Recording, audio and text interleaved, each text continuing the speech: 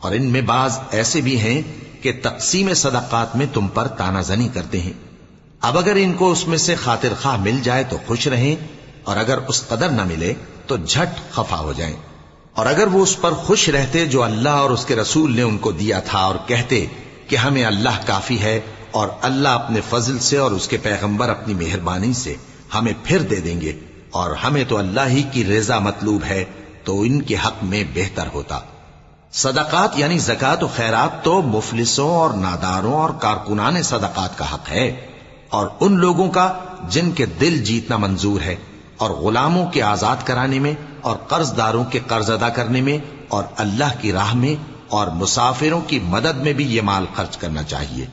یہ مصارف اللہ کی طرف سے مقرر کر دیے گئے ہیں، اور اللہ جاننے والا ہے، حکمت والا ہے۔ اور ان میں بعض ایسے ہیں جو پیغمبر کو ایذا دیتے ہیں اور کہتے ہیں کہ یہ شخص نرا کان ہے۔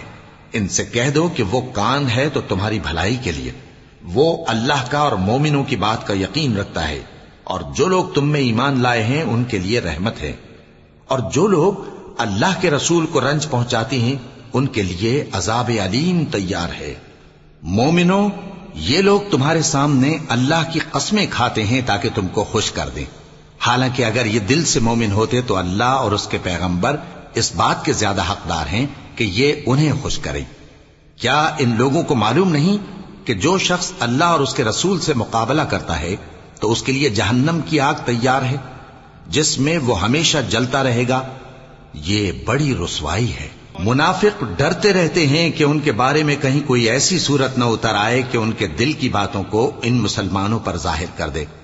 کہہ دو کہ ہنسی کیے جاؤ، جس بات سے تم ڈرتے ہو اللہ اس کو ضرور ظاہر کر دے گا، اور اگر تم ان سے اس بارے میں دریافت کرو تو کہیں گے کہ ہم تو یوں ہی بات چیت اور دل لگی کرتے تھے۔ کہو کیا تم اللہ اور اس کی آیتوں اور اس کے رسول سے دل لگی کرتے تھے؟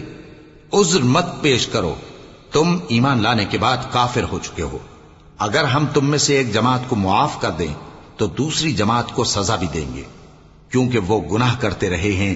منافق مرد اور منافق عورتیں ایک دوسرے کے ہم جنس یعنی ایک ہی طرح کے ہیں کہ برا کام کرنے کو کہتے اور نیک کاموں سے منع کرتے، اور خرچ کرنے سے ہاتھ بند کیے رہتے ہیں۔ انہوں نے اللہ کو بھلا دیا تو اللہ نے ان کو بھلا دیا، بے شک منافق نافرمان ہیں۔ اللہ نے منافق مردوں اور منافق عورتوں اور کافروں سے آتش جہنم کا وعدہ کیا ہے، جس میں وہ ہمیشہ جلتے رہیں گے، وہی ان کو کافی ہے، اور اللہ نے ان پر لعنت کر دی ہے اور ان کے لیے ہمیشہ کا عذاب تیار ہے۔